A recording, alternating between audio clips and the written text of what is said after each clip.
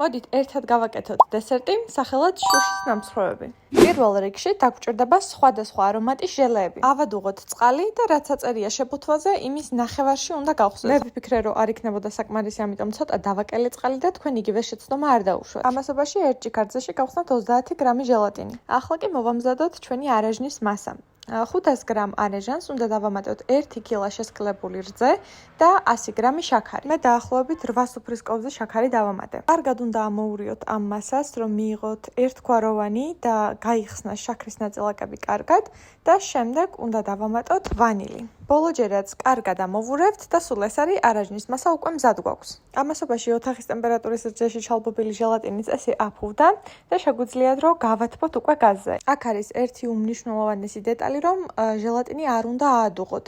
უბრალოდ ისეთ ტემპერატურაზე ან უნდა გაათბოთ, რომ მაქსიმალურად დადნეს და ერთი კონსისტენციის იყოს.